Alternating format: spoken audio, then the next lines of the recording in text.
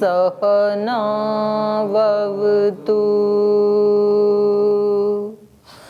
सहनौ भुनक्तु सह वीर्यङ्करवावहै तेजस्विनावधीतमस्तु मा विद्विषावहै।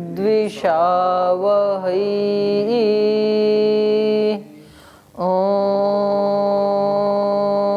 शान्ति शान्ति शान्तिः।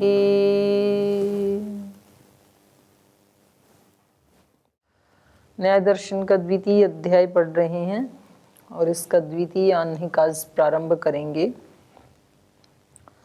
प्रथम आह्निक में हमने संशय की परीक्षा की और चारों प्रमाणों की परीक्षा हो गई। एक सामान्य रूप से प्रमाण की परीक्षा हो गई और उसके बाद प्रत्यक्ष, अनुमान, उपमान और शब्द प्रमाण की, तो सभी की प्रमाणों की परीक्षा हो गई। क्योंकि प्रमाण की परीक्षा के बाद ही फिर प्रमेय का नंबर आएगा, क्योंकि प्रमाण से ही किसी चीज़ की परीक्षा होती है ना। तो पहले जिस प्रमाण से हमें सब चीज़ों की, सब प्रमेयों की परीक्षा करनी है, तो पहले उस प्रमाण की ही परीक्षा कर ली। तो जैसे तराजू से कोई चीज़ तोलते हैं, उससे पहले तराजू की परीक्षा की जाती है, उसका पासिंग किया जाता है कि वो ठीक है या नहीं है। तो ऐसे ही यहाँ पर, क्योंकि प्रमाण से हमें सबका परीक्षा करना है, तो प्रमाणों की ही पहले परीक्षा होगी, चारों प्रमाणों की। अब द्वितीय अध्याय के द्वितीय आह्निक में कहते हैं कि जो आपने चार प्रमाण बताए, इतने ही प्रमाण नहीं है, प्रमाण तो और भी हैं। अयथार्थ प्रमाणोद्देश्य उद्देश्य इति मत्वा आह। जो आपने प्रमाणों का उद्देश्य किया, माने चार प्रकार के जो प्रमाण बताए आपने, वो अयथार्थ, वो यथार्थ नहीं है, वो ठीक नहीं है। तो ऐसा मान करके पूर्व पक्षी कह रहे हैं। तो पूर्व पक्षी के ही सूत्र से प्रारंभ कर रहे हैं। ये कह रहे हैं न चतुष्टयम् ऐतिह्य अर्थापत्ति संभव अभाव प्रामाण्यात्। न चतुष्टयम्, केवल चार ही नहीं है प्रमाण जो आपने बताए हैं, उसके अतिरिक्त ऐतिह्य, ये भी एक प्रमाण है, अर्थापत्ति, ये भी प्रमाण है, संभव अभाव, ये भी प्रमाण है। तो मतलब चार और हैं, चार के अलावा। तो आपने जो बताया है कि चार ही प्रमाण हैं, वो आपका कथन ठीक नहीं है। इनके भी प्रामाण्यात्, इनके भी प्रमाण होने से, ये चार प्रमाण और होने से आपका उद्देश्य कथन अनुचित है।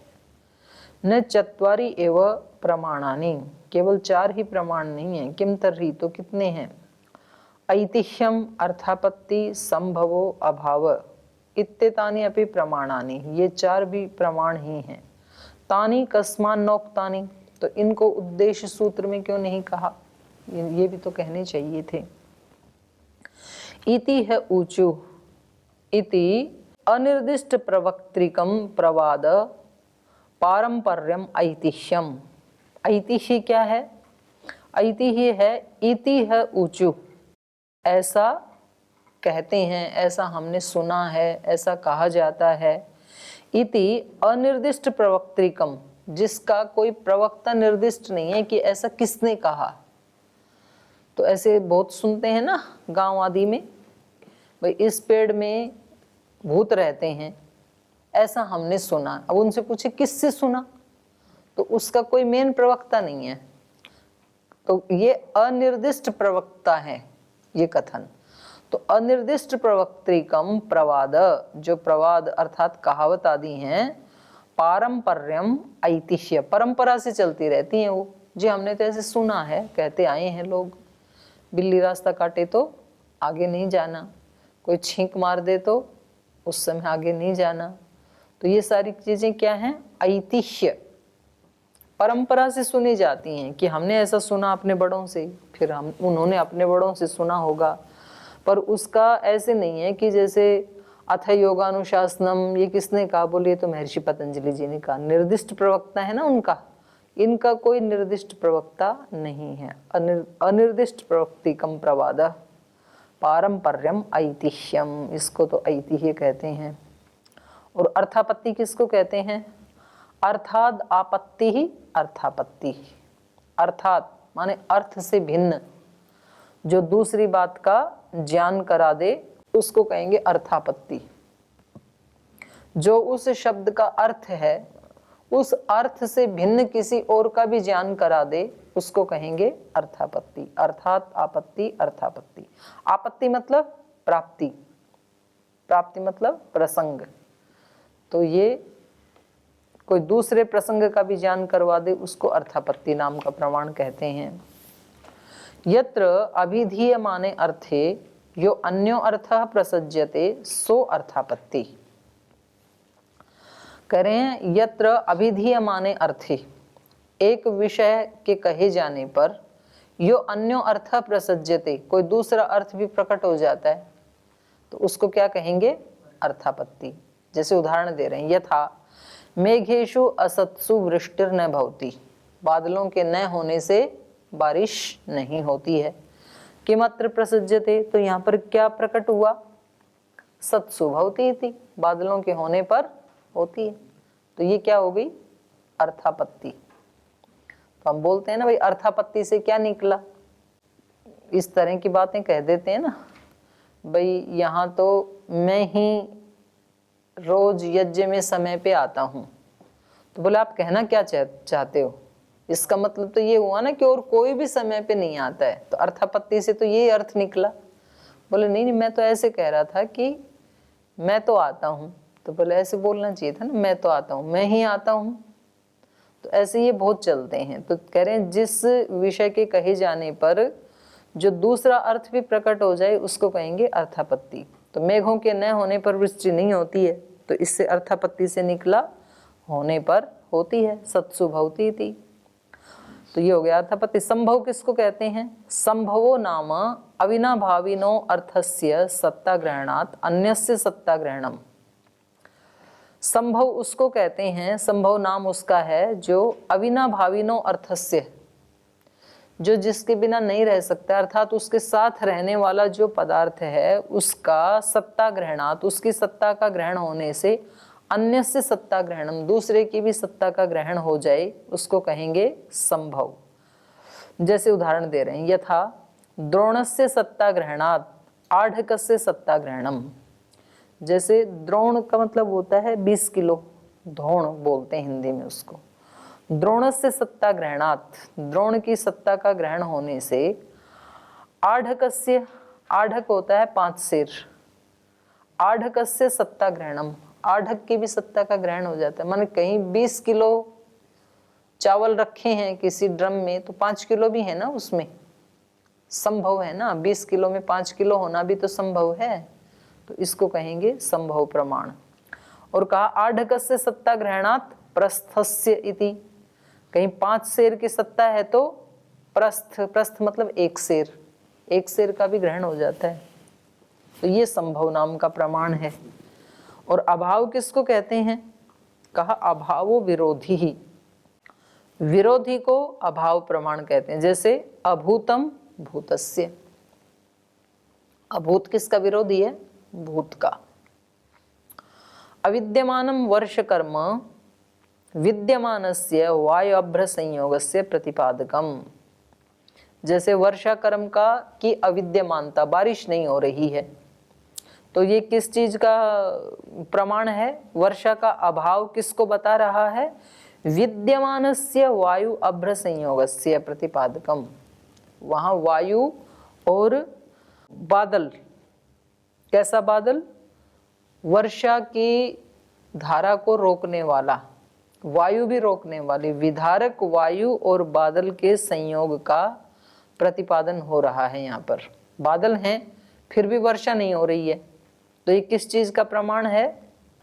विधारक वायु का उस बादल के साथ संयोग हो गया, विरोधी का। तो विरोधी का भी जो एहसास कराए उसको कहेंगे अभाव। अविद्यमानं वर्षकर्म विद्यमानस्य वायु अभ्र संयोगस्य प्रतिपादकम। विधारके ही वायु अभ्र संयोगे, विधारक वायु और अभ्र मतलब बादल, विधारक वायु और बादल का संयोग होने से गुरुत्वात् अपाम पतन कर्म न भवति इति।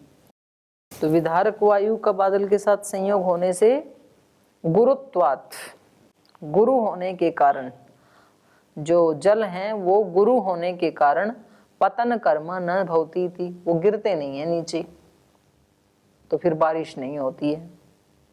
तो इस प्रकार से इसने पूर्व पक्षी ने ये चारों प्रमाणों का लक्षण बता दिए कि ये भी तो प्रमाण है, ऐतिह्य, अर्थापत्ति, संभव, अभाव, ये 4 प्रकार के प्रमाण हैं, इनको भी गिनना चाहिए। 8 प्रकार के प्रमाण कहने चाहिए। ज्यादा गुरुत्व हो गया ना वायु और, तो यहाँ गुरुत्व का अर्थ क्या लेंगे फिर हम? वायु अभ्र संयोगे गुरुत्वात् अपाम पतन कर्म न भवति इति। वायु उससे ज्यादा गुरु हो गई ना जल से, विधारक वायु, तो उसने उनको रोक लिया, तो वो यदि हट जाएगी तो वो गिर जाएंगे। तो ये कह रहे हैं सत्यम एतानी प्रमाणानि, ठीक है ये चारों भी प्रमाण हैं, लेकिन न तो प्रमाणांतराणी, लेकिन उन 4 के अतिरिक्त प्रमाणांतर नहीं है, ये प्रमाण तो हैं, माने उन्हीं में ही ये समाहित हो जाएंगे, 4 में ही।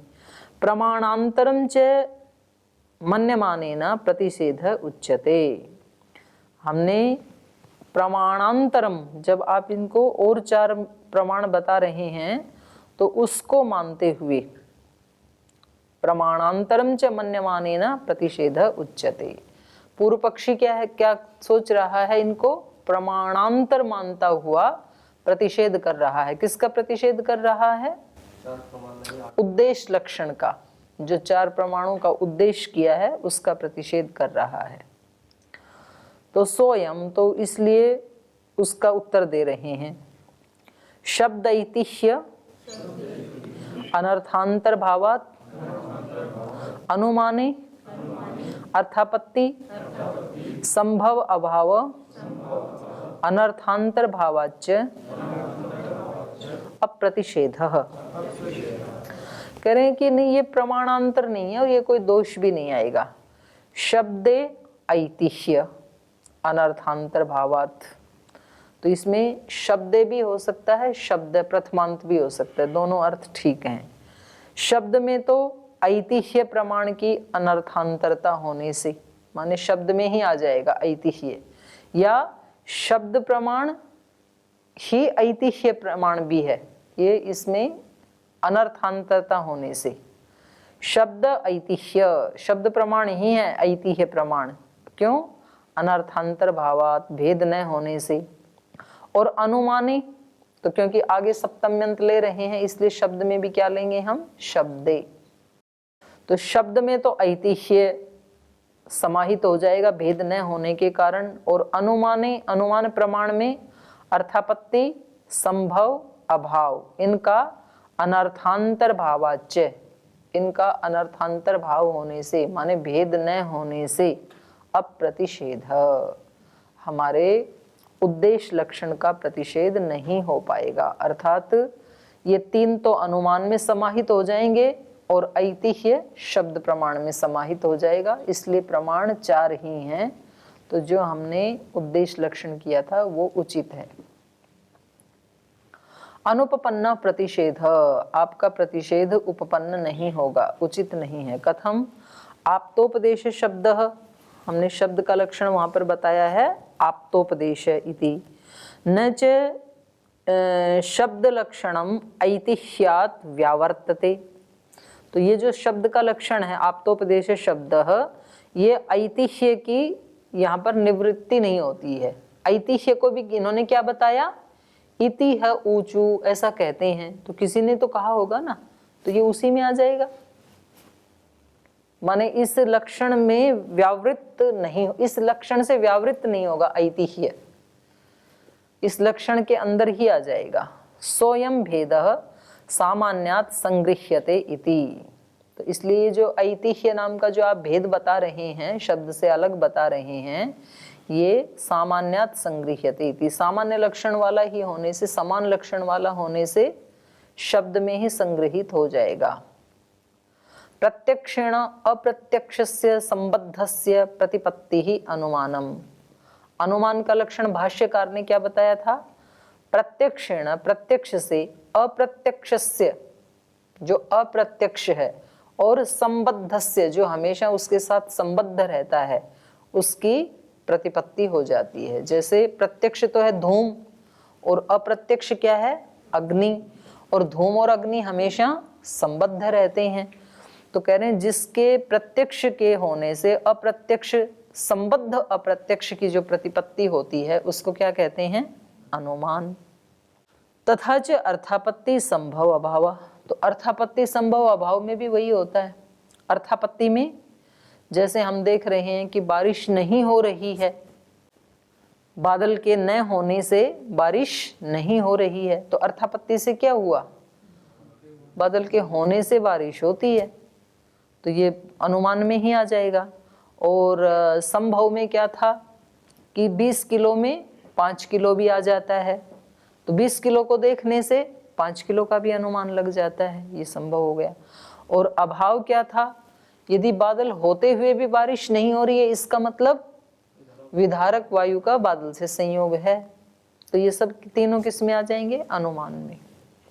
तथा च अर्थापत्ति संभव अभाव वाक्यार्थ संप्रत्ययेन अनभिहितस्य अर्थस्य प्रत्यनीक भावात् ग्रहणम अर्थापत्ति अनुमानम एव। ये ग्रहणाद में ना रेफ छुटा हुआ है।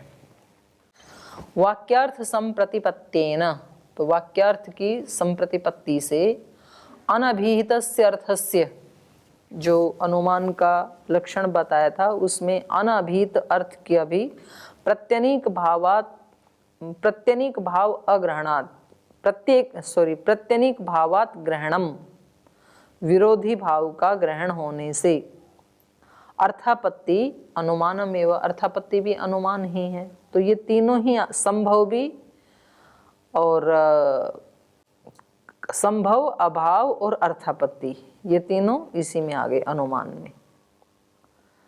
आगे कहा अविनाभाव वृत्त्या च संबद्धयो समुदाय समुदायिनो समुदायेन इतरस्य ग्रहणम संभव तदपि अनुमानमेव। और कह रहे हैं दूसरी एक और भी हेतु दे रहे हैं कि अविनाभाव वृत्त्या च, एक के बिना दूसरे का न रहना, इसको अविनाभाव वृत्ति कहेंगे।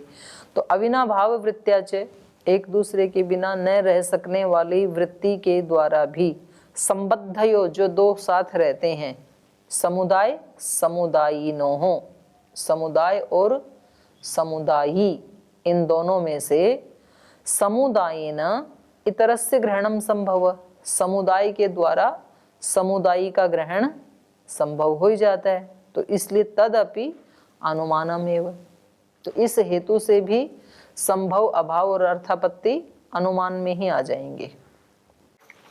इसका उत्तर दे दिया इन्होंने। अस्मिन् सति इदं नोपपद्यते इति विरोधित्वे प्रसिद्धे कार्यानुत्पत्त्या कारणस्य प्रतिबंधकम अनुमीयते।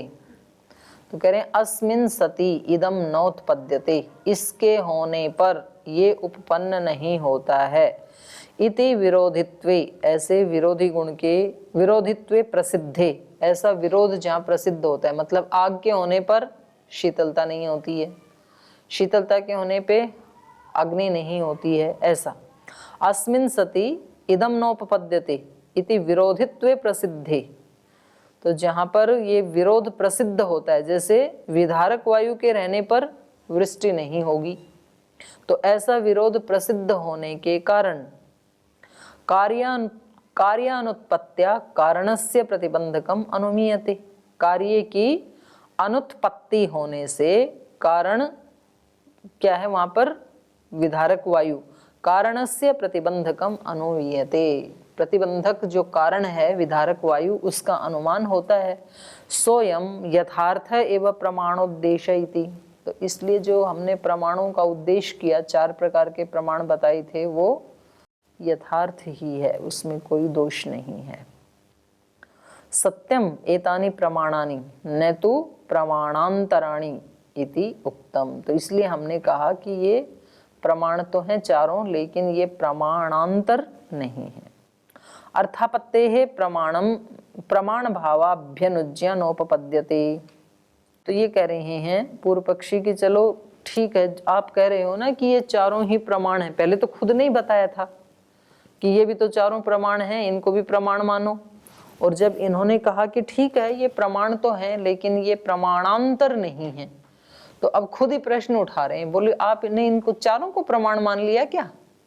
मैंने तो वैसे ही कहा था, क्योंकि वास्तव में इसमें तो 3 तो प्रमाण है लेकिन एक तो प्रमाण है ही नहीं, अर्थापत्ति। तो ऐसे खुद ही कह रहे हैं। सत्यम एतानि प्रमाणानि न तो प्रमाणांतराणि इति उक्तम। आपने जो ये कहा कि सच में ये चारों प्रमाण हैं लेकिन प्रमाणांतर नहीं हैं, तो आपके इस कथन पर हमारा ये कहना है अत्र अर्थापत्तेः प्रमाण भाव अभ्यनुज्ञानोपपद्यते। जो अर्थापत्ति है इसमें प्रमाण भाव की स्वीकृति उपपन्न नहीं हो सकती है, वो प्रमाण नहीं हो सकता अर्थापत्ति। तो ऐसे तथा ही इयम, क्योंकि अर्थापत्ति कैसी होती है, ये पूर्व पक्षी कह रहा है, अर्थापत्ति अप्रमाणम अनैकांतिकत्वात्। अर्थापत्ति प्रमाण नहीं हो सकती है क्योंकि अर्थापत्ति कैसी है? अनैकांतिक। कैसे है अनैकांतिक? असत्सु मेघेषु वृष्टिर्न भवति। मेघों के न होने पर बारिश नहीं होती है। इति ऐसा जो कहा, तो सत्सु भवति इति एतत् अर्थात आपद्यते। तो अर्थापत्ति से क्या निकला?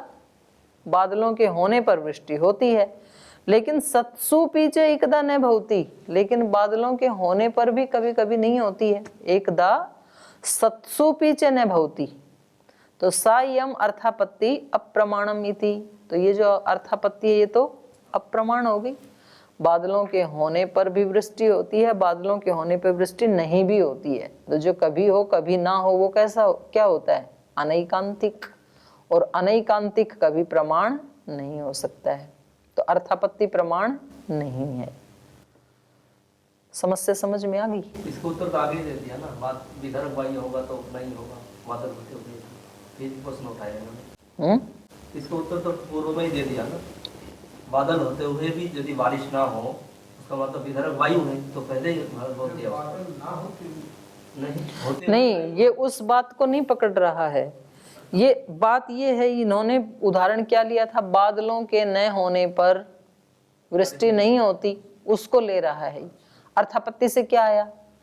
होने पर होती है। तो बोले हमने तो कई बार ये देखा कि होने पर भी नहीं होती है, ऐसा इन्होंने पकड़ लिया। तो वहां तो दे ही दिया इन्होंने विधारक वायु वाला, तो अब दूसरे ढंग से इनको उत्तर देंगे ये।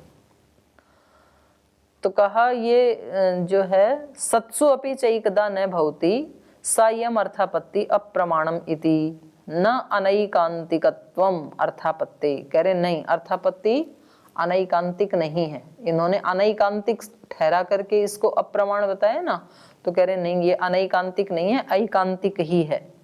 तो ये दोष क्यों आया? अर्थापत्ता वर्थापत्यभिमानात्। अर्थापत्तौ सॉरी अनर्थापत्तौ अर्थापत्ति अभिमानात्।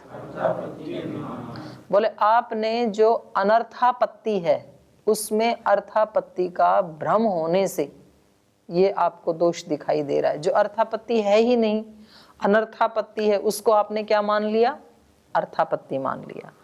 अनर्थापत्तौ, अनर्थापत्ति में अर्थापत्यभिमानात्, अर्थापत्ति का भ्रम होने के कारण। कैसे? असति कारणे कार्यम नोत्पद्यते। हमारा वाक्य क्या था? कारण के न होने पर कार्य उत्पन्न नहीं होता। बादल के न होने पर वृष्टि नहीं होती, तो बादल कारण है ना। तो हमने वाक्य क्या प्रतिस्थापित किया था? कारण के न होने पर कार्य नहीं होता है। इति वाक्यात् प्रत्यनीक भूतो अर्थः सति कारणे कार्यम उत्पद्यते। तो इसका विरोधी अर्थापत्ति से भाव क्या निकलेगा? कारण के न होने से कार्य उत्पन्न नहीं होता है, तो ये अर्थापत्ति से आएगा कारण के होने पर ही कार्य होता है, कार्य की उत्पत्ति होती है। इति अर्थात आपद्यते, ये अर्थापत्ति से निकलकर आता है। अभावस्य ही भाव प्रत्यनीक इति, क्योंकि अभाव का विरोधी कौन होता है? भाव। सोयम कार्योत्पादः, तो वो क्या है यहाँ पर? कार्य की उत्पत्ति। तो कार्य की उत्पत्ति जो है वो भाव है। तो यहाँ पर सति कारणे अर्थात आपद्यमानो न कारणस्य सत्ताम व्यभिचरति, कारण के होने पर अर्थात अर्थापत्ति से जो उपपन्न हो रहा है, तो वो कारण की सत्ता का यहाँ पर व्यभिचार नहीं हो रहा है। माने ऐसा नहीं है कि बिना बादल के भी कभी वृष्टि हो जाए, अर्थापत्ति से ये नहीं निकलेगा। अर्थापत्ति से क्या निकलेगा? जब भी वृष्टि होगी बादल के होने पर ही होगी। बादल के न होने से वृष्टि नहीं होती है, तो अर्थापत्ति से क्या निकलेगा? बादल के होने पर ही होती है, तो कारण के बिना कार्य नहीं होता। ये था हमारा अर्थापत्ति का भाव। न तो खलु असति कारणे कार्यम उत्पद्यते तस्मात् न अनैकांति की अर्थापत्ति रीति शेष। तो कह रहे हैं न खलु असति कारणे, कारण के न होने पर न कार्यम उत्पद्यते, कभी भी कार्य की उत्पत्ति नहीं होगी। इसलिए हमारी जो अर्थापत्ति है वो न अनैकांति की, वो अनैकांतिक नहीं है, एकांतिक ही है। तो आपने गलत जगह अर्थापत्ति का भ्रम कर लिया, क्योंकि अर्थापत्ति तो क्या थी? हमने जहाँ अर्थापत्ति की डेफिनेशन दी थी वो हमने क्या दी थी? बादल के न होने से वृष्टि नहीं होती है, तो अर्थापत्ति से क्या आएगा? बादल के होने से होती है। तो जब भी वृष्टि होगी वो बादल के होने से ही होगी। कभी भी ऐसा नहीं होगा कि बिना बादल के वृष्टि होगी।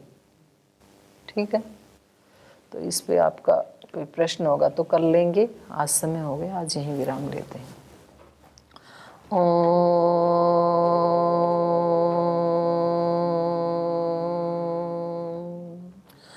शांति शांति शांति। श्री गुरुभ्यो नमः।